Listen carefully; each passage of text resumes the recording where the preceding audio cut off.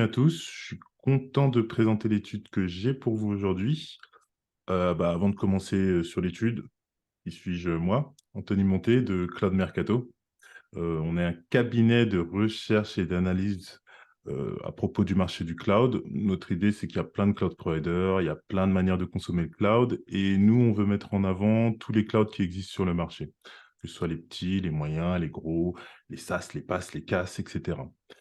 Et on est aujourd'hui avec, Mr Jay, Jérôme Blin à la régie, qui va m'aider donc à manager, ce webinaire. Si vous avez des questions, si vous avez des choses à demander, si vous avez des trucs, moi je serai à fond dedans, donc je serai pas forcément dispo, mentalement pour surveiller si vous avez des questions et ce genre de choses.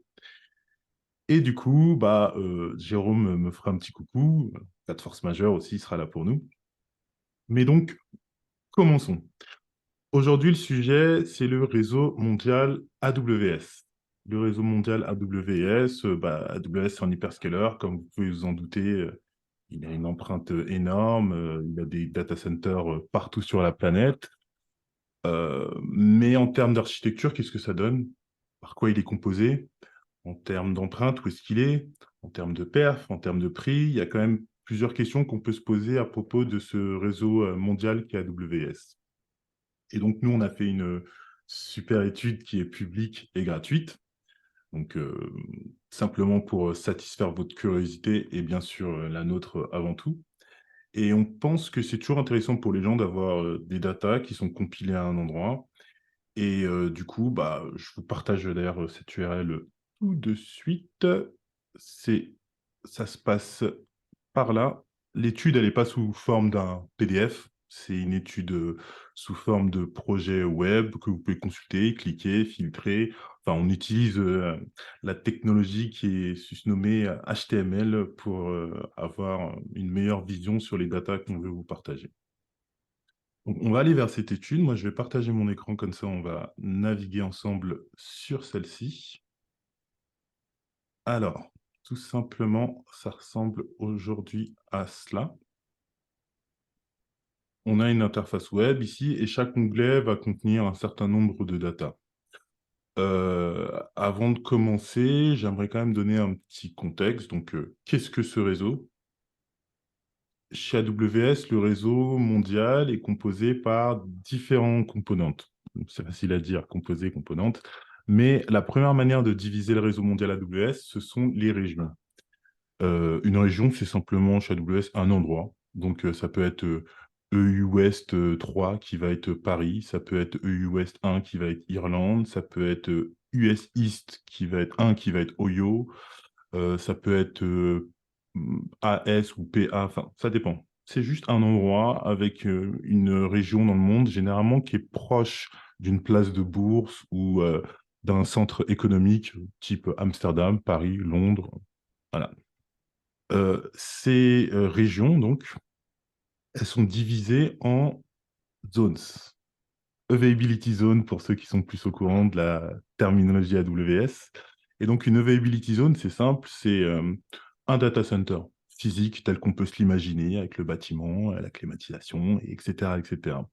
Une région a plusieurs availability zones et ces availability zones sont à peu près situées à 100 mètres de distance. Comme ça, si on a un tsunami, un tremblement de terre, une bombe nucléaire ou peu importe, la deuxième et la troisième et la quatrième et la cinquième et la sixième zone seront toujours disponibles.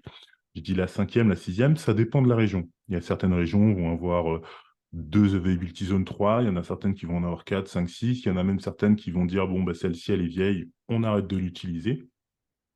Donc, il y a cette première division de région en availability zone. Après, on peut commencer à entrer dans des choses un petit peu plus complexes. Déjà, euh, si je suis un client AWS, souvent, ce que je peux faire aussi, c'est utiliser mon propre réseau, on-premise ou autre, ça dépend. Vous pouvez dire, moi, je stocke les choses dans mon data center privé à moi, ou vous pouvez dire, moi, ces choses-là, je vais les stocker chez un autre cloud provider parce que je fais du multi-cloud. C'est une démarche intéressante et AWS a aussi des solutions pour ça parce qu'ils ont une solution qui s'appelle Direct Connect qui permet donc de connecter vos réseaux privés AWS à d'autres réseaux publics ou privés que vous pouvez posséder n'importe où. Ça s'apparente un petit peu à du VPN, IPsec, etc. Mais l'idée, c'est que vous connectez votre data center à vous avec le data center d'AWS, avec une liaison à haute vitesse, supposément avec une très bonne bande passante. Ça permet encore une fois d'élargir le scope du réseau AWS. Où est-ce que le réseau AWS est capable d'aller? Maintenant, dernièrement, il y a la tendance dans le cloud qui est celle du Edge. Je suis en train de vous montrer mon partage d'écran, mais en réalité, je devrais vous montrer cette map-là, ici, avec les différentes régions AWS. Et je vous disais qu'on a une tendance qui s'appelle le Edge en ce moment dans le cloud. C'est pas en ce moment, ça doit faire 5-6 ans que que ça commence vraiment à popper. Cette tendance veut que euh, on rapproche les data centers des utilisateurs. Par rapprocher un data center des utilisateurs, je veux dire que, par exemple, disons, moi, je suis un Allemand, donc AWS va me fournir un data center à Francfort, mais moi, j'habite à Stuttgart, dans le Baden-Württemberg, toujours en Allemagne. Bah, AWS va fournir un data center spécialement un petit peu plus petit, bien sûr, que leur data center classique, un petit peu plus petit dans cette région-là. Et c'est l'idéal, donc, si moi et mes clients, on a besoin de faire des choses à faible latence, typiquement, bah, aujourd'hui, tous les jeunes, ils sont sur Insta, sur TikTok, etc. Si quelqu'un qui navigue sur Insta, c'est beaucoup d'images, c'est beaucoup de vidéos, c'est beaucoup de contenu qui ont besoin d'être là très rapidement, parce que quand je scrolle et que 20 images apparaissent en même temps, j'ai pas envie d'avoir 20 carrés blancs qui apparaissent, puis 20 circles qui tournent, etc. Donc, l'intérêt de fournir des zones le plus proche possible existe et AWS le sert. Et en plus de ça, j'ai envie de dire qu'ils vous servent aussi des zones qu'ils appellent wavelengths. Et ces zones wavelengths, elles sont connectées plus proches d'un réseau 5G. Donc, qui correspond encore plus au mobile, encore plus à Insta, encore plus à TikTok, etc. Je dirais même à YouTube. Mais AWS vraiment veut aller jusqu'au bout de l'utilisateur final. Ils ont leur région à eux, donc on est dans le paradigme à l'ancienne, on fait un data center, tout est centré comme le nom l'indique, et ils décentralisent la chose. Ils mettent des régions, ils mettent du direct connect, ils s'approchent de la 5G, etc., etc. La carte que vous avez sous les yeux et que je partage, elle est bien, mais elle n'a pas les régions de type local ni wavelengths. Ici, on n'est que sur les régions classiques, on prend les régions, on ne regarde même pas les availability zones. Mais elle est déjà très instructive. Qu'est-ce qu'on peut voir? On peut voir qu'ils ont une empreinte sur tous les continents. Maintenant, si on décortique un petit peu le où et quoi, on a des compteurs par ici. Et ces compteurs, ils vont nous dire dans quelle région se situent les régions AWS, ils vont nous dire dans quelle sous-région et dans quel pays. Et c'est intéressant parce qu'on voit qu'il y a plus de data centers AWS en Europe qu'en Amérique du Nord. Donc entre 8 versus 6. Un ou deux, bon, ça peut sembler pas beaucoup, mais c'est quand même un petit gap en plus, sachant que si on regarde un peu l'Amérique, en réalité, l'Amérique du Nord, c'est pas très compliqué. On a deux pays, trois si on compte le Mexique, on fait l'Est, l'Ouest, le Centre, et c'est terminé.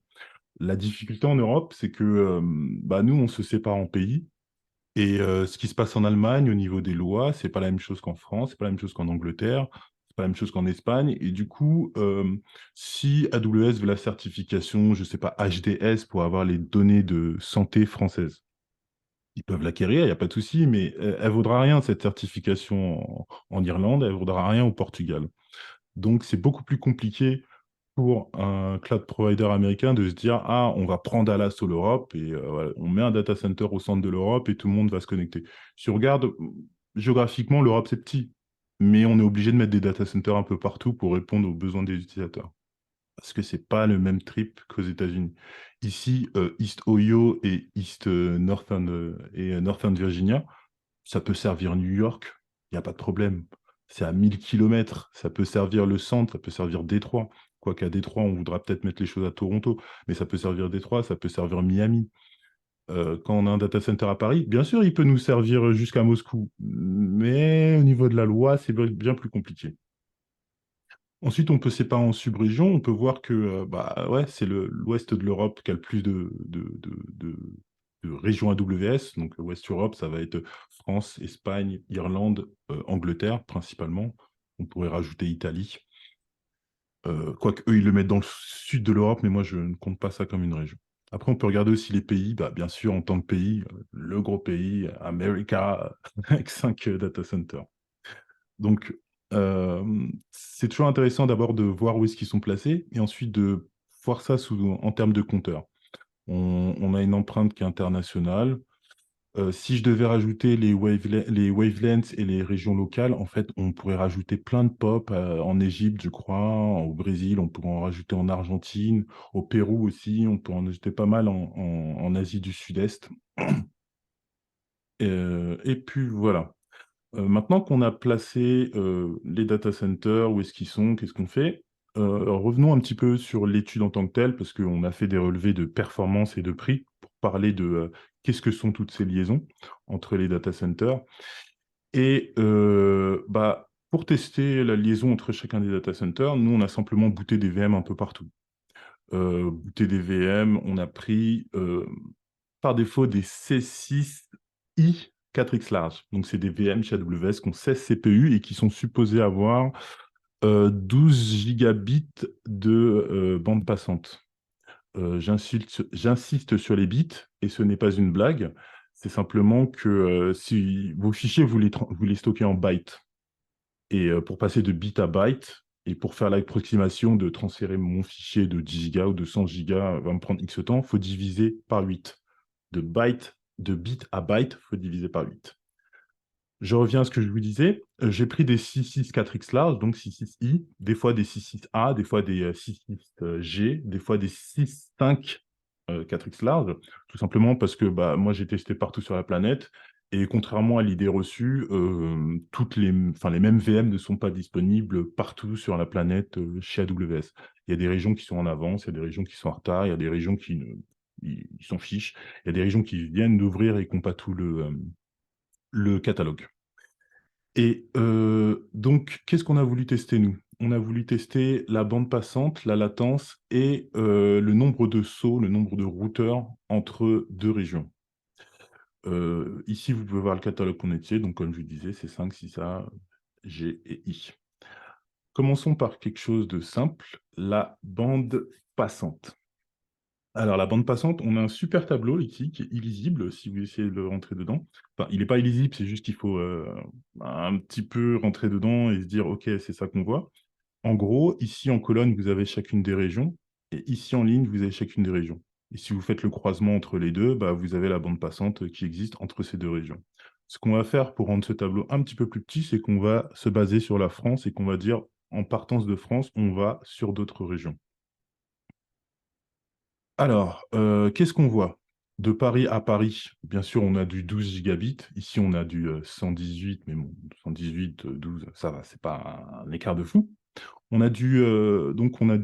Ça respecte ce que je disais tout à l'heure dans le catalogue, comme quoi le maximum de bandwidth qu'il nous donne était du 12 gigabits.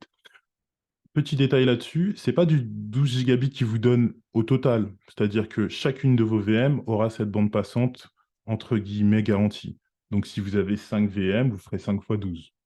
Là, je ne vous donne pas le maximum que il y a entre deux tuyaux, enfin dans un tuyau. Puisque de toute manière, je ne pense pas qu'avec mes moyens, comme je les ai employés actuellement, je puisse saturer un tuyau AWS. Et qui plus est, si je le fais, AWS va m'appeler et va m'envoyer la police fédérale américaine. Donc, ce qu'on voit, c'est du 11 gigas en local. Et après, quand on essaie d'aller en Europe, on a du 4 gigas, 4 gigabits, pour aller où que ce soit en Europe, en Suisse, en Irlande, en Allemagne, peu importe, on est sur du 4 gigas. Si on essaye d'aller un petit peu plus loin, en fait, on voit que pour traverser l'Atlantique, on perd pas grand-chose. Si je vais en US East ici, je suis encore à 4 gigas. Bon, ici j'atterris à 3,8, mais je suis encore à 4 gigas. Et par contre, si je commence à aller plus loin dans les États-Unis, à faire la conquête de l'Ouest, bah, les performances descendent. Après, si on veut aller bien plus bas, il suffit de se dire, allez, allons en Asie. Et en Asie, bah, les performances, elles drop puisqu'on est sur l'autre bout de la planète. Paris, Asie, voilà, c'est long. Et si on veut vraiment aller à l'autre bout de la planète, allons en Australie. Et là, on voit qu'on a du 1 gigabit. Donc, on est passé de 11 en local, 4 quand on est proche, 4 quand on veut traverser l'Atlantique, 3 quand on veut faire la conquête de l'Ouest, 2 en Asie, et un quand on veut vraiment aller loin de l'autre côté, en Asie, au Japon, etc., etc. Euh, à titre de comparaison, j'ai une bonne comparaison parce que j'ai fait une autre étude sur OVH où je regarde un peu leur réseau international aussi. Et si je peux mettre ça par ici, hop là, voilà. Voilà, on a le même type de tableau, donc ici les régions OVH et ici les régions OVH encore une fois. Si on se met ici, on voit en local, on a du 4 gigas chez OVH. Par contre, si je veux aller de Strasbourg ici, SBG, à Francfort, j'ai du 8 gigas. Donc chez OVH, je suis même plus rapide quand je veux envoyer sur Internet que quand je veux envoyer en local. Ils n'ont pas les mêmes réglages et c'est bien de le signaler. Et d'ailleurs, OVH a une petite solution qui s'appelle le Vera, qui est en fait un réseau international à haute vitesse, etc. Mais on est là pour parler de AWS. Donc retournons sur la bande passante AWS. On peut s'amuser ici à regarder la bande passante. On peut s'amuser à... Excusez-moi, un peu là. On peut s'amuser à regarder la bande passante. On peut s'amuser à regarder de ça depuis Paris. Regardons ça depuis l'Australie, l'autre bout de la planète, tout simplement. Alors, on va faire ça, Australia, hop là. Et cette fois-ci, on peut voir que Australie, Cape Town, par exemple, en Afrique du Sud, on a vraiment des perfs toutes pourries. Et pour aller en Europe, pareillement, on a du 1 giga, un petit peu plus, mais voilà. Pour aller au Bahreïn, enfin, l'Australie, c'est loin, quoi. À part de l'Asie, où on a du 2, du 3, mais sinon, l'Australie, c'est loin, de base. Et c'est ce qui est exprimé ici dans les résultats de performance que je vous donne. Deuxième aspect des performances que j'aimerais partager avec vous, c'est le nombre de sauts. Petite chose, n'hésitez pas à me couper. Si vous avez une question, vous levez la main, vous envoyez un message. J'ai mon Jérôme Blin préféré qui est à la régie pour faire en sorte que ce qui se passe ne passe pas à la trappe quand moi je suis à fond. Donc n'hésitez pas à me couper, je suis là pour ça. Deuxième aspect des performances, c'est le nombre de sauts. Le nombre de sauts, en fait, c'est intéressant pour ceux qui font un petit peu de réseau ou qui, comme moi, ont un bac pro en maintenance de réseau informatique. Bah, c'est intéressant de savoir combien de routeurs on a entre deux points, donc en l'occurrence deux data centers AWS. C'est intéressant. Le problème, c'est que les outils pour le faire, donc Traceroute, TracePass et ce genre de choses, datent des années 80-90 et qui correspondent plus vraiment à ce qui est utilisé, à ce qu'on peut trouver sur Internet. Aujourd'hui, sur Internet, on a des NAT de partout, on a des techniques de routage qu'on ne peut pas imaginer en fonction du type de trafic, du protocole qui est utilisé sur la couche 3, la couche 4, la couche, etc., etc. Et du coup, si on regarde un peu les performances que moi j'ai réussi à récolter, j'ai quand même fait les tests, hein. Donc, avant de me dire, peut-être j'en étais à la moitié avant de me dire que ces tests n'ont aucun sens. Pourquoi n'ont aucun sens? Si je reste en région interne, c'est-à-dire que par exemple le Cap, j'ai pas de routeur en réalité, j'ai qu'un saut pour aller à ma destination. On est sur entre guillemets un switch, donc il n'y a pas de routeur dans le même réseau. Maintenant, si je dis le cap Hong Kong, j'ai 18 sauts. Bon, peut-être, ok, aller en Afrique du Sud jusqu'à Hong Kong, c'est peut-être 18 sauts, il n'y a pas de problème. Pour aller en Inde, 14 sauts. Ok, c'est pas de problème. Maintenant, prenons quelque chose qui est pas trop éloigné qui est pas trop éloigné que l'Afrique du Sud, puisque l'Afrique du Sud, bon, c'est le seul continent en Afrique, chez AWS, un peu éloigné. Prenons Francfort, par exemple. Ici, pour aller de Francfort à, disons, Francfort, j'ai un saut. Et pour aller de Francfort en Irlande, j'ai 20 sauts. Déjà, je trouve ça beaucoup moins logique. Pour aller de Francfort en Afrique du Sud, j'ai 18 sauts. Donc, c'est plus rapide, en nombre de sauts, c'est plus rapide d'aller de Francfort en Afrique du Sud que de Francfort en Irlande, par exemple, ce qui n'est pas logique. Et en fait, c'est simple, c'est tout simplement parce que TracePass, avec le réseau mondial qu'on a aujourd'hui, n'est pas capable de vraiment donner des valeurs.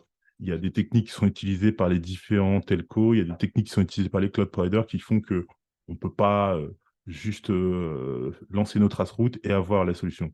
Ce qu'on peut faire, c'est juste lancer d'autres commandes. Et cette commande, en fait, elle s'appelle du type Paris Traceroute, Dublin Traceroute. Et c'est des commandes un peu plus évoluées qui vont permettre d'avoir ces chiffres-là. Donc, on va juste zapper le nombre de sauts et on va passer à la latence. La latence, pour ceux à qui ça parle pas, globalement, c'est le temps que ça prend pour faire un aller-retour. C'est-à-dire que j'ai un data center B, un data center A. Le data center B envoie un ping et le ping revient. On se demande en combien de temps ça nous a pris pour faire cet aller-retour-là. Globalement, c'est inversement corrélé, excusez-moi, à la bande passante. Dans la réalité, ce n'est pas corrélé parce qu'une bande passante ne correspond pas à une latence. Si je dois faire une analogie un peu avec une route, on peut avoir une autoroute où les gens vont très vite et avoir quatre voies, et on peut avoir une autoroute où les gens vont très vite aussi, mais avoir une seule voie, et celle avec quatre voies aura plus de bandes passantes que celle avec une seule voie. Pourtant, les deux iront aussi vite l'une que l'autre. Donc, c'est pas réellement corrélé, excuse-moi, mais là, dans les résultats, on peut dire qu'on a à peu près les mêmes idées. Si on reprend sur notre cas de tout à l'heure, plaçons-nous à Paris. À Paris, on peut voir que pour aller en Europe, on est dans les 20-10 millisecondes. À Paris, de Paris à Paris, on est à 0,1 millisecondes, en l'occurrence. Donc, très rapide pour aller en Europe. Si on se pose la question de tout à l'heure, tiens, j'ai envie d'aller en Australie, Sydney ici, on est à 277 millisecondes, excusez-moi. Et c'est encore une fois le point le plus loin par rapport à Paris, puisque si on veut aller en Asie, on est entre 100 et 250, là. Ouais, Séoul, c'est quand même pas mal loin.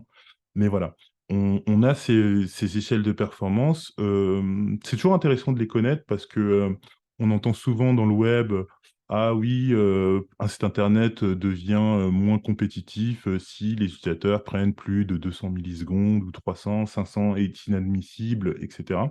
Là, vous avez clairement une idée d'une communication réseau de tel endroit à tel endroit, ça vaut ça. Et ça peut aussi vous mener vers l'idée de, ah, si j'ai envie de servir un quelconque service à tel endroit, moi, si mon infra, elle est à Paris et que j'ai envie de servir à Singapour, je peux pas, tout simplement. En tout cas, c'est pas acceptable en termes de latence. Voilà. Si vous avez des questions, je suis mille fois ouvert avant qu'on passe aux performances, au prix, excusez-moi, parce que je sais que le prix, ça intéresse tout le monde, le prix, la thune, le flouze, la caillasse, le play. Donc, passons-y. Alors, le prix du réseau. Parce que je ne sais pas si vous le savez, mais quand vous envoyez des données sur Internet à partir d'AWS, vous payez un prix au nombre de gigas envoyés sur le web. Ce prix, il a différents tiers. Par tiers, j'entends quoi? J'entends que plus vous envoyez, plus vous passez des paliers où ce giga vous coûteront moins cher. Si on regarde le graphique qu'on a sous les yeux ici, en X, on a les paliers, en abscisse, et en ordonnée, on a le prix. Bon, ça commence pas à 0, ça commence à 0,04. Mais en Y, on a les prix. Donc, comme on peut voir, toutes les courbes, elles ont tendance à descendre. C'est ce que je vous disais, comme quoi plus vous envoyez, moins vous payez cher. Et moi, si je dois lire rapidement ce graphique, je vois trois groupes. Le premier groupe, c'est les chers. Il y a l'Afrique du Sud et le Brésil. Salut Jérôme! Il y a l'Afrique du Sud et le Brésil. Alors, l'Afrique du Sud, moi j'ai une petite idée. Je pense que je peux l'expliquer pour diverses raisons. Euh, En Afrique, les choses sont chères. Alors, supposément, c'est le continent le plus pauvre, mais je peux vous dire que les choses sont chères. Beaucoup, en forte partie aujourd'hui, d'ailleurs, avec l'inflation qu'on voit en Europe, elle est pire en Afrique. Et donc, les choses en Afrique sont chères. Si demain, j'ai envie de faire un service cloud type AWS en Afrique, il me faut un data center, il me faut de l'électricité, et il me faut aussi de la télécommunication, c'est-à-dire qu'il faut que mon data center soit connecté au réseau mondial Internet. Le data center, c'est compliqué, où que ce soit, d'ouvrir un data center. On est en Afrique, il fait 30 degrés plus de 300 jours par an, donc le refroidissement passif, on l'oublie. L'électricité, c'est très cher en Afrique. Et le troisième détail, la télécommunication. Bon, les acteurs de télécommunications, on les connaît, on a Orange, on a MTN, etc. Mais c'est toujours pas les mêmes prix qu'en Europe. C'est beaucoup plus cher. Et ça se retranscrit ici. On a l'Afrique du Sud qui est le data center le plus cher d'AWS. Ça commence à 15 centimes par giga, ce qui est quand même énorme. Et ça finit aux alentours de, je crois, 6 ou 7. Excusez-moi, j'ai la petite fenêtre. Ouais, on est aux alentours de 11. On finit à 11. Ce qui est 11 centimes par giga, imaginez. Là, on est en gigabytes. On ne parle plus de bits. Donc, imaginez un petit peu que que un de vous stockiez, je ne sais pas, un fichier vidéo et que vous deviez le transmettre à toute la planète à partir de votre business en Afrique du Sud. Bah, je peux vous dire que même si vous êtes sud-africain, vous préférez mettre votre serveur à Francfort, à moins que vous ayez des contraintes administratives. Parce que d'abord, on a vu les perfs. Bah, les perfs depuis l'Afrique du Sud, c'est pas les meilleurs. Euh, et ensuite, là, on est en train de voir le prix, qui est exorbitant. Passons au deuxième groupe. Le deuxième groupe, en fait, ici, le deuxième groupe de lignes, c'est tout ce qui n'est pas Ouest ou Occident en français plutôt. Donc, plutôt que de définir quelque chose par sa négativité, on va passer au troisième groupe qui, cette fois-ci, est l'Occident. Par Occident, j'entends que là, on a une ligne, on peut se dire, OK, on n'a qu'une ligne. Mais en fait, dans cette ligne-là, il y a toutes les régions d'Occident. Donc, si on prend Northern California, elle y est. Si on prend Canada, ça y est. Si on prend Francfort, ça y est. Si on prend Milan, ça y est. Toutes les lignes européennes sont là-dedans, qui commencent à 9 centimes et qui finissent à 0,5 centimes. Euh, c'est beaucoup moins cher que l'Afrique du Sud et le Brésil, ça, il n'y a aucun doute là-dessus. Et c'est moins cher donc que ce troisième groupe sur lequel on peut revenir, qui est bah, tout le reste, c'est-à-dire l'Asie du Sud-Est, l'Asie de l'Est, l'Asie de l'Ouest. Par Asie du Sud-Est, j'entends par exemple Jakarta, Singapour. Par l'Asie de l'Est, j'entends le Middle East et j'entends les Émirats Arabes Unis et le Bahreïn. Et j'entends aussi bah, toutes les autres régions, Séoul, pas les régions chinoises parce que je n'ai pas les prix pour les régions chinoises. Mais voilà, on a trois groupes. Les chers, Afrique du Sud, Brésil, le non-ouest et le ouest au niveau des prix. Et comme vous pouvez le voir, c'est pas du tout les mêmes ranges de prix. Peut-être que ça se confond quand on commence à envoyer beaucoup de terrains. Mais parlons-en d'ailleurs de ces terrains. Le premier palier, donc c'est le premier giga envoyé. Et en réalité, ici, au prix direct, on ne paye pas direct chez AWS. Ils vous donnent, je crois, 100 gigas à partager sur tous vos services, sur toutes vos régions. Donc vos premiers 100 gigas, en réalité, vous ne les payerez pas. Et ensuite, vous payerez le prix qu'il y a là. Et le second palier, on est quand même à 10 Tera. Donc on n'est plus du tout sur le même type de consommation, le même type de personnes et de clients. Palier d'après, on est à 40 Tera. Faut y aller pour envoyer 40 Tera. Il y a des entreprises qui les envoient facilement, il y en a d'autres, ils ne les verront jamais. Moi, par exemple, Claude Mercato, 40 Tera par mois, je ne crois pas l'avoir fait un jour. Si je fais 40 Tera par trimestre, je pense que je suis content. Et le second palier, ensuite, on est à 150 Tera. Et 150 Tera, encore une fois, faut y aller. Et les 500 Tera, AWS vont vous dire, appelez-nous, on en discute. Ce sera plus sage. Et donc, voilà pour les prix. Euh, en partant du data center en direction d'Internet. Pour l'inverse, quand les gens sont sur Internet et qu'ils veulent vous envoyer des choses dans votre data center, c'est gratuit. Donc, c'est pas compliqué, c'est la logique du cloud. Venir s'installer, c'est gratuit, mais repartir, c'est payant.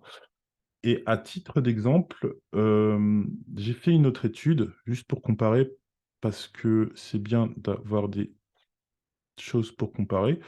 J'ai fait une autre étude publique, où cette fois-ci, je compare les prix du réseau chez tous les cloud providers en Europe. Et là, c'est le même graphique, donc c'est la même tête. En X, on a les paliers, en Y, on a le prix. Et ce qu'on peut voir, c'est que en fait, il y a un groupe en bas ici qui sont tout le temps à zéro ou très peu cher, bien moins cher que le dernier palier chez AWS dans la région la moins chère. Et il y a facile une dizaine de cloud providers qui vous disent la bande passante est gratuite en entrée comme en sortie. Il y en a d'autres qui vous disent elle est très peu chère. Et après, il y en a d'autres, ils pratiquent d'autres prix. Mais généralement, ce qu'il faut vous dire, c'est que la bande passante chère va être pratiquée par les hyperscalers. C'est tout le temps les hyperscalers qui ont des systèmes compliqués, chers, avec des paliers, et cetera. Alors que les petits vont vous dire, bah, moi, je commence à ce prix-là et peu importe ce que tu envoies, ce sera le même prix. On va pas faire des paliers et ça, c'est ce qui participe à ce qu'on appelle les coûts cachés. Mais en fait, c'est pas un coût caché, je viens de vous l'expliquer en 5 minutes, c'est pas compliqué, il y a rien de fou. C'est juste que quand tu viens du monde du VPS ou de choses, plus enfin, aussi simples et qu'on te dit: «Bah, voilà, ce sera tant de prix, ce sera tant» et c'est simple, bah, quand on commence à te mettre un gros tableau, pour t'expliquer les prix, bah, c'est toute une autre histoire. Enfin bon, retournons à, notre étude et les derniers prix que j'aimerais vous présenter cette fois-ci, c'est les prix, interrégions. Tout à l'heure, on parlait des prix donc région tout internet et là, on retourne à les prix interrégions. C'est-à-dire, je suis dans une région AWS, une région BAWS, j'envoie du trafic entre les 2. Pour facturer ce type de prix, c'est pas compliqué. Vous prenez la région qui envoie la data et ensuite vous regardez le tableau d'AWS qui dit: «Ah bah, c'est connecté, voilà le prix pour envoyer en direction de telle région». C'est pas compliqué. En fait, ça correspond à peu près au prix pour envoyer sur, internet. On a toujours, l'Afrique du Sud qui est super cher, on a toujours le Brésil qui est super cher et on a toujours l'Occident qui est peu cher. C'est pas les mêmes prix et justement, c'est là que ça devient intéressant. C'est là que ça devient intéressant parce qu'en fait, ici, on a 14 centimes, presque 15 centimes pour, l'Afrique du Sud, donc pour envoyer de l'Afrique du Sud à n'importe quelle autre région, AWS. Mais en fait, l'Afrique du Sud, ici, notre prix pour envoyer sur internet, il était aussi à 15 centimes. Donc en fait, c'est à peu près le même prix. On a 5 dixièmes de centimes, peut-être, 7 ou 8 dixièmes de centimes de différence pour envoyer sur internet ou sur, une autre région. Alors que si on prend donc, l'Occident, on est à 9 centimes et on retourne, ici, on est à 2 centimes. Donc on a divisé notre prix par 4 si on veut envoyer d'une région AWS à une autre région. Alors que le prix n'a quasiment pas bougé pour l'Afrique du Sud. Encore une disparité que je voulais vous montrer. Et après aussi, on a les régions historiques d'AWS, donc les US East Virginia et Ohio, qui sont bien moins chères. On divise le prix. On était déjà à 2 centimes, on passe à 1 centime. Et puis, encore une fois, le deuxième groupe avec ce qui n'est pas l'Occident, qui a des prix variables. Ici, on n'applique pas des tiers, on n'est pas parti sur des coûts cachés. On est juste en train d'avoir des prix statiques en fonction de où on envoie. Et heureusement, parce que c'est déjà assez complexe.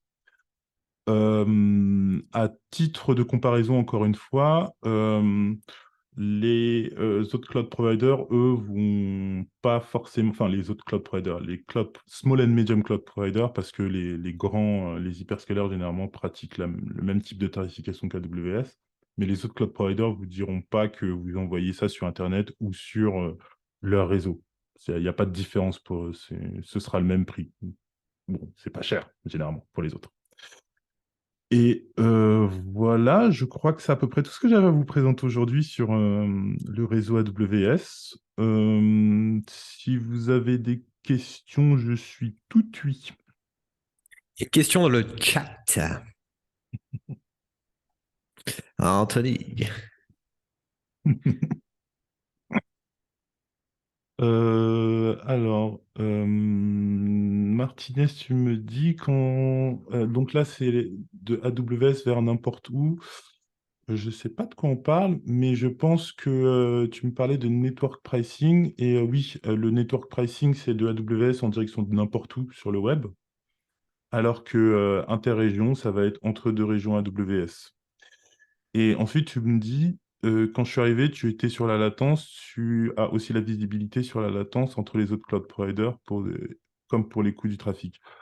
Bah, en fait, cette visibilité, c'est moi qui l'ai faite, enfin, moi qui l'ai faite. Je remercie quand même Christophe qui travaille avec moi parce que c'est un travail qui était chiant de remplir un gros tableau comme celui-là. Nous, on a une plateforme automatisée qui est capable de booter des VM, lancer des tests automatiques. Mais là, le tableau, il est quand même balèze et on a booté plus de 200 VM. Hey! Ah, salut Nicolas! Je suis content de te voir. Enfin, de te lire, en l'occurrence. Et du coup, on a booté plein de VM et du coup, en fait, ce que je veux dire, c'est que cette vision, c'est nous qui l'avons créée parce qu'on s'est permis de booter des VM. Pour avoir plus, il faudrait booter des VM chez Azure pour tester leur réseau. Il faudrait booter ça chez Google. Et après, on peut aussi s'amuser à faire du multi-cloud. Et en fait, moi, j'ai pas mal de pistes sur comment améliorer l'étude que je vous ai présentée ou même comment faire une autre édition ou comment... Enfin, quelques exemples. Déjà, par exemple, je vous ai parlé de Direct Connect tout à l'heure. Donc, la solution pour connecter les VPC AWS à des réseaux, à d'autres réseaux. Déjà, on pourrait faire une comparaison de VPC ou sans VPC ou peu importe. Il y a plein de théories à faire là-dessus. Ensuite, on a aussi les zones edge dont je vous ai parlé au début. Ça aussi, ça aussi, j'ai envie d'aller là-dedans, de me dire, OK, voilà, toutes les zones edge, c'est juste que, juste pour US East 1, par exemple, on a, je crois, 22 zones edge. On en a une à Lima, à Buenos Aires, au Caire, à Bangkok. Enfin, il y en a beaucoup, beaucoup, et c'est beaucoup de temps. Et ça, c'est des études publiques, donc financées par personne d'autre que moi-même. Donc, c'est plus compliqué que ça à mettre en œuvre, mais clairement, c'est vers là aussi qu'on veut aller. On peut aussi se poser des questions de multi-cloud, à dire, allons chez Scaleway et testons AWS. On peut aussi tester juste Scaleway, juste OVH, juste d'autres cloud providers. Bon, les plus intéressants, c'est bien sûr les hyperscalers parce que c'est eux qui ont des 30 ou des 40 régions. Et donc, ça fera des projets un peu chiants à faire, mais intéressants à consulter. Et aussi, prendre vos idées à vous. Si vous me dites, ah, mais là, voici un truc particulier, tu devrais le tester. Je sais pas, vous me donnez une IP qui est censée être un super CDN endpoint, je sais pas quoi, qui est dispo, ou vous voulez une collaboration avec Cloud Mercato pour qu'on teste un machin et qu'on fasse une étude plus grande. Allons-y, c'est parti. C'est juste, il faut y aller, en fait. Tout simplement. Moi, j'ai une question de newbie, de moi-même. Euh, En fait, là, moi, si je résume en fait tout ce qu'on a vu là, c'est que en gros, c'est une comment dire, le cloud, c'est vraiment un truc pour les Européens et que pour les Américains.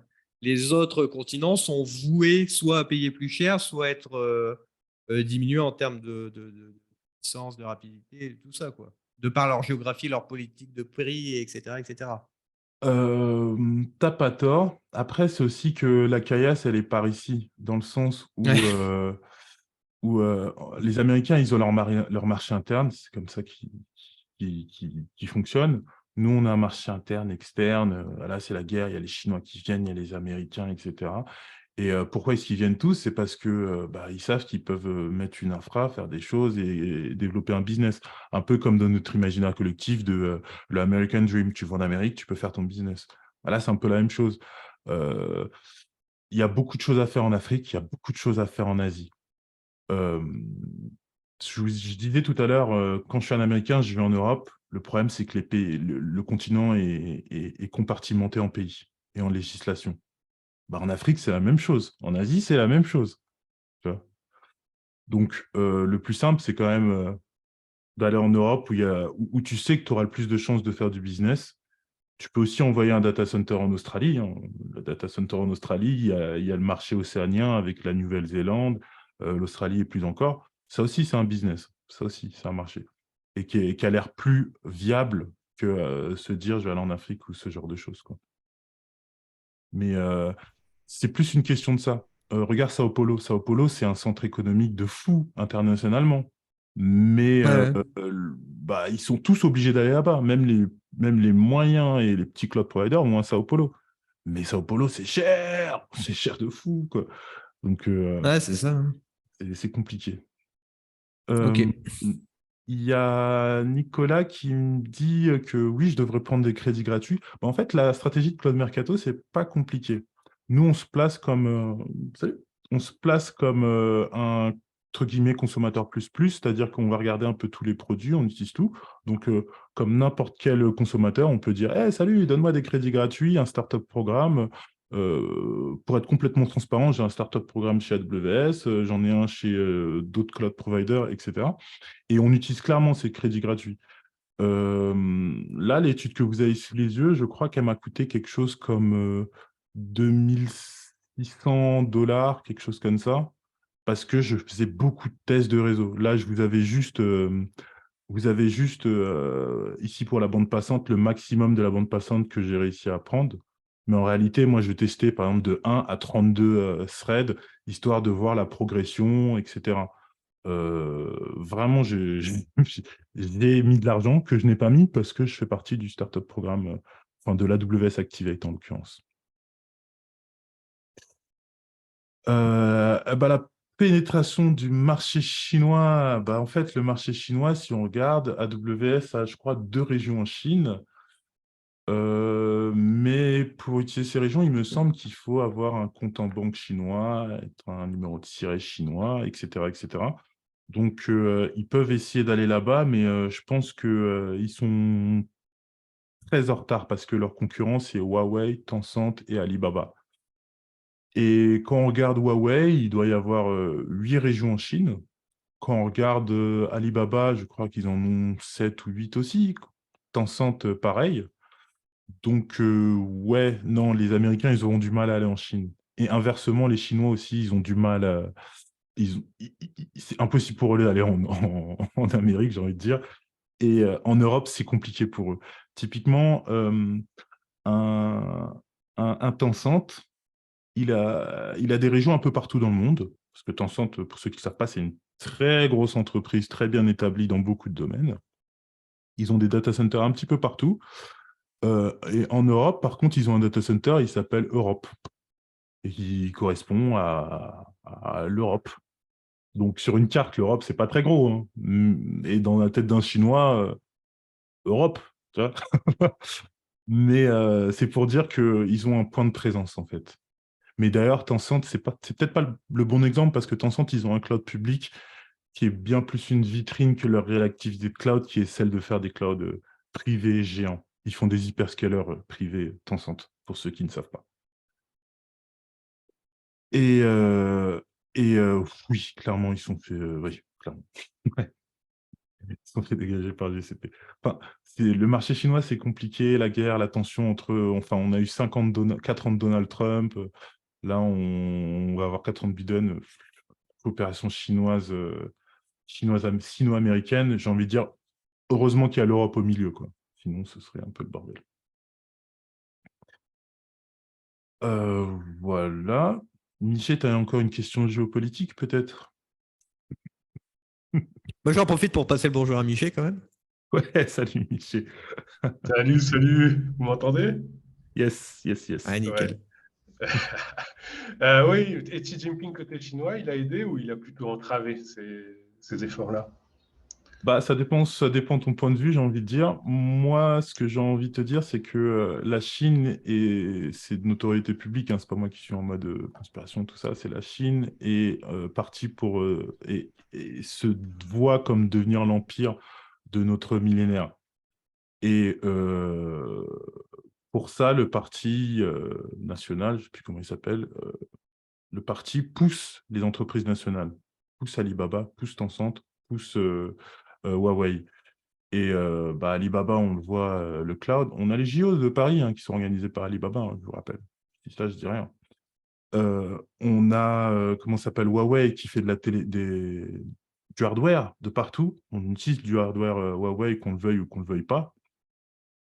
Et on a Tencent, bah, Tencent, ils sont dans le gaming. C'est la plus grosse entreprise de gaming, tout simplement. Ils vendent la plupart des jeux. Ils ont je crois qu'ils ont des parts de Blizzard. Ils ont des parts de grosses sociétés que vous imaginez même pas. Donc, si tu me demandes si Xi Jinping a poussé le truc, je saurais te dire que le Parti communiste chinois, il est là pour installer ces grosses entreprises partout sur la planète. Ouais. Et que, en fait, c'est nous, de notre côté, avec enfin, le protectionniste américain, eux, ils sont protégés, en l'occurrence. C'est pas compliqué pour eux de faire un acte et dire on veut pas de cette marchandise, elle est pas chez eux. Nous, Européens, c'est une autre histoire. Après, est-ce qu'on veut se protéger aussi, c'est une autre histoire. Bah, d'ailleurs, nous, au Brésil, les box Internet, c'est Huawei qui les font. Mais Ouais. en France, je ne sais même pas si c'est autorisé maintenant, cette marque. Il y avait une période où ils voulaient un peu censurer et bannir parce qu'il y avait des suspicions un peu cheloues. Je ne sais pas où Oui, ils en sont encore. bah, c'est normal qu'il y ait des suspicions. Hein. J'ai envie de te dire, comme il y a eu des suspicions pour Intel, etc. Enfin, il y en a eu un peu pour tout le monde, Ouais. Mais ouais, moi, je suis au Portugal, pareil, c'est Huawei qui fait les hardware de télécommunication. Et 5G aussi, je crois. bah, Ouais. 5G, c'est le gros qui pousse, c'est Huawei, hein. Le gros qui pousse la 5G, c'est Huawei de toute manière, internationalement. Mm. Donc, la Chine, elle n'est pas là, hein. Et d'ailleurs, si on écoute un peu leur discours à eux, ils sont vraiment là pour l'Occident a eu son temps, maintenant c'est ouais, hein, c'est le leur. Donc, je pense qu'il faut un peu regarder ce qu'ils font. Ah, je suis assez d'accord avec toi. Ouais. Mais au niveau européen, par exemple, il y a quelques années, on nous vantait l'avènement avec le RGPD qu'on aurait un marché un peu plus protégé parce que les Américains et les Chinois ne pourraient pas s'aligner là-dessus.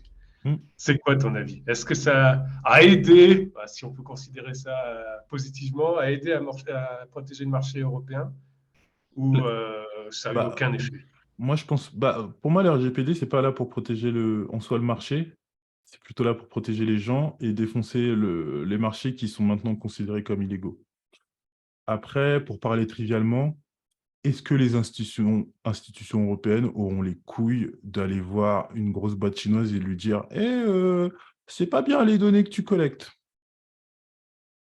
Bon, c'est plus simple de mettre des grosses amendes à des boîtes françaises, allemandes, irlandaises, anglaises, tout ce qu'on veut, et d'envoyer des petits mails de demeure à des boîtes américaines. Mais va demander à des boîtes russes, iraniennes, ou je ne sais d'où, montre-moi ton protocole de gestion des données utilisateurs. Tiens. Après, tu peux toujours faire la répercussion, dire aux gens, bah, vous ne pouvez plus collaborer avec cela, mais dans la loi, ce n'est pas écrit. Donc, bon. Moi, je suis pour hein, le RGPD, j'aime bien ça, hein. C'est le truc qui m'a fait le plus chier durant les 5 dernières années, de devoir accepter des cookies partout. Mais je suis pour. Mais Ah ben moi je suis pour. en soi le Je faire suis tout respecter à l'étranger, je me rappelle quand c'est sorti, il y avait beaucoup d'entreprises américaines et canadiennes qui ont dit ah ben nos sites, on les ferme en GeoIP, on laisse plus les Européens venir parce qu'on ne peut pas respecter la loi des Européens. Aujourd'hui, ils sont tous trouvé le truc, voilà, tu mets un petit formulaire à la con, je sais pas quoi, tu fais des trucs. Mais ceux qui veulent collecter les données, ils le font toujours, hein. Ça fait 3 mois qu'on discute sur est-ce que Google Ads et consorts sont illégaux ou pas. En réalité, vu ce que ça fait, oui, c'est sûr, hein. Mais il faut qu'on en discute, quoi, apparemment. Et dernière question géopolitique, tu as parlé de la Russie. Avec le changement de profil de marché qu'il y a en Russie, est-ce que tu penses que dans un avenir proche ou moyen ou lointain, on peut reconstruire AWS pour se reconstruire en Russie, ce marché pourrait être viable à nouveau? Je pense pas qu'AWS a envie d'aller en Russie.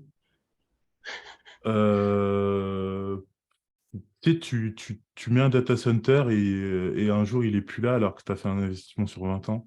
Je pense pas qu'AWS veuille aller en Russie. Il y a Yandex en Russie. Et après, il y a pas mal de cloud providers d'Europe de l'Est, en fait, qui font le lien entre l'Occident et la Russie, entre guillemets.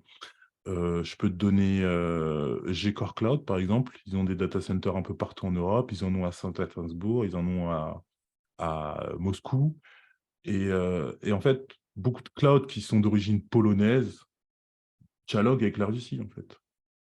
Maintenant, aujourd'hui, je ne peux pas te confirmer ça en 2023 parce qu'on rentre dans une escalade un peu bizarre en ce moment. Mais il y a plein de cloud providers en fait, qui communiquent avec la Russie, qui ont des infrastructures en Russie. Mais quand je suis un gros Américain, c'est jeter de l'argent par la fenêtre de se dire je vais investir en Russie. Sachant que si demain, moi, je suis pas du genre à dire Poutine, Poutine. Pour moi, la Russie, c'est un pays, tu vois. Mais si demain la Russie dit ah ben tiens, on va nationaliser ce data center, qu'est-ce qui se passe? Tu vois? Donc, avant toute cette guerre, la Russie, elle était là, elle faisait partie de l'espace économique. Là, c'est beaucoup plus compliqué. Les cloud providers dont je te parle, qui sont en communication avec la Russie, eux-mêmes, pour eux, c'est plus compliqué que ça. C'est plus juste ah, on a des clients qui sont là, des clients qui sont pas là, etc. Enfin, c'est compliqué avec la guerre. Il y a Nicolas qui me fait un commentaire qui dit que les US, ils ont pris cher avec leur GPD. Ouais, il réfléchit, ouais, c'est sûr. Surtout quand la plupart, ils ont été... De base, les Américains, ils ouvrent des sièges sociaux en Europe. Donc oui, ça les a fait chier, les RGPD. Et le problème, c'est pas la collecte, c'est son accès et sa destruction. Ouais, tout à fait. Mais moi, je parle de collecte parce qu'en fait, supposément, tu es censé avoir tout le protocole qui dit qu'est-ce que tu fais des datas. Avant même d'avoir implémenté le truc, tu es censé avoir implémenté tout le protocole de je collecte comme ça, je message et c'est disposé à tel endroit et c'est disponible de telle manière, ça se détruit de tel endroit, tu vois. Donc, quand je suis un gars à Mumbai ou à Hyperabad, j'écris pas souvent de protocole de gestion des données utilisateurs européens.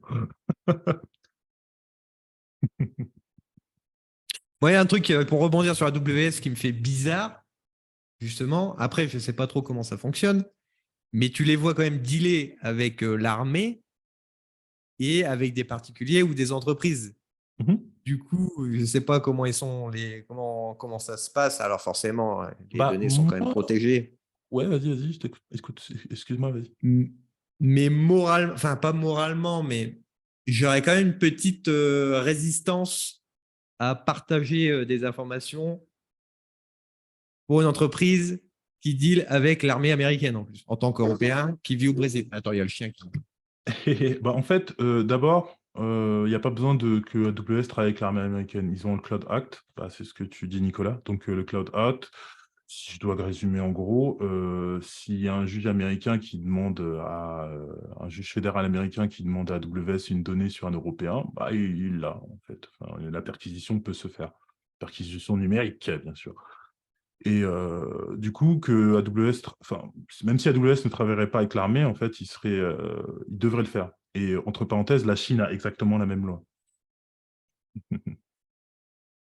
Ouais, après, on a vu le truc aussi du gouvernement français qui a demandé des informations à Proton Mail, censé être le mail un des mieux protégés, etc., qui est en Suisse, etc. Attends, je dois couper parce qu'il y a le chien qui n'est pas content. Il est contre moi, il n'aime pas Proton Mail non plus. Non, mais il parle de la Suisse, c'est pour ça, il n'est pas d'accord. C'est ça. Du coup, tu disais ProtonMail, ouais. Mais ouais, du coup, tu vois, le simple fait de savoir ça par rapport à ce qui s'est passé avec ProtonMail, que le gouvernement français, en envoyant ou en passant juste un coup de fil, il a pu avoir les informations de ProtonMail, voilà, alors que ProtonMail disait on partagera jamais vos données, tout ça, machin bidule. En tant que client, tu vois, moi, ça m'a sevré du truc, quoi. Bah après, Alors que on sait plus ou moins, quoi, mais bon. non, les promesses n'engagent que ceux qui les croient. Hein. Oui, oui. C'est une belle phrase. Ouais. Là, il faut que je la note, celle-là, parce qu'elle est pas mal. J'ai envie de dire, s'ils font des promesses comme ça, c'est sympa, hein, mais bon, ils peuvent te faire la promesse si le gouvernement américain les perquise ou si la Chine les perquise. Qu'est-ce qu'ils vont faire, quoi? Et là, il s'agit d'obstruction à la justice. On n'est pas sur un petit délit, hein. C'est un crime. Hein. Particulièrement aux États-Unis, tu vas en taule si tu fais une obstruction à la justice. Ouais. Et Nicolas, tu me dis oui, d'où l'importance de limiter l'utilisation des entreprises US et CN. Clairement, oui, en tant qu'Européen, si tu as envie de dire j'ai envie de m'appuyer sur la loi de mon territoire qui se passe chez moi, où j'ai créé mon business, oui, clairement, oui, faut pas aller chez un US ou chez un Américain. Après, pour relativiser vis-à-vis de l'animal humain qu'on est, que quand ils voient un produit, sa première question, c'est pas d'où il vient, etc. Quand ils voient un truc qui est high-tech, ils ne se disent pas « Ah, mais c'est pas ceci, c'est pas ça. » C'est un peu ça le... Enfin, comme d'hab, c'est un problème humain, mais c'est un peu ça le truc, quoi.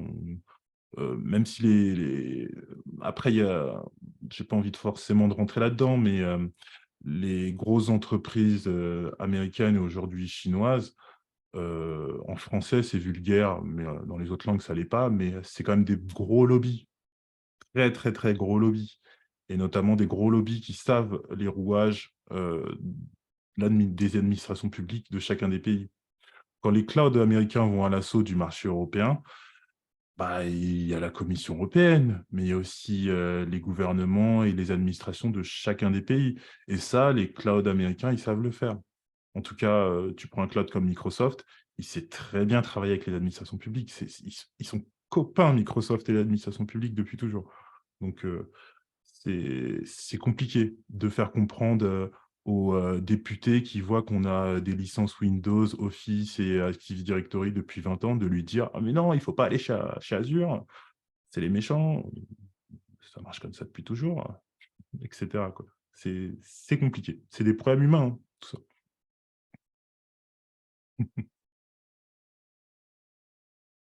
On est toujours sur la géopolitique? Ah, mais si vous voulez, on se fait un podcast comme ça, hein, géopolitique, on discute, du pourquoi, du comment. Mmh. Ça d'ailleurs, oui, tu me donnes un très bon exemple, Nicolas, avec Alstom, parce que, comment dire? Jérôme, tu me parlais de AWS et de l'armée américaine, mais en France, qu'est-ce que l'industrie aurait fait sans l'armée? Tu vois? Qu'est-ce que Alcatel? Qu'est-ce que, Alstom? Qu'est-ce que toutes ces boîtes feraient sans l'armée, en fait? Donc, c'est compliqué. Ouais, même en Ouh! matière de technologie. Attends, Ah non, c'est il y le a mien, quelqu'un c'est chez le moi. mien. Non, c'est le mien. Ah. Même en matière de technologie, oui, c'est vrai qu'il y a des technologies qui sont développées d'abord pour l'armée et ensuite pour le particulier, tout ça, etc. Il y a quand même un lien, il y a toujours un lien entre les deux, bizarrement. Mais moi, ça me fait quand même des fois peur, tu vois. C'est juste ça qui. Surtout pour Ouais, une entreprise où il y a des billes en jeu derrière. ouais, c'est vrai. C'est vrai, c'est vrai. Après, les méandres et les errances, des grandes boîtes, j'ai envie de dire, CAC 40 américain, même si c'est pas le CAC 40 là-bas, c'est compliqué. Ils se font des procès entre eux, mais en même temps, c'est des histoires d'amour et en même temps ceci, en même temps cela et en même temps, il faut défoncer le marché américain, c'est ça qui compte. Enfin, plein de choses. Le défoncer le marché européen plutôt. Mais bon. Il est 13 heures. Je pense qu'on a fait une bonne heure.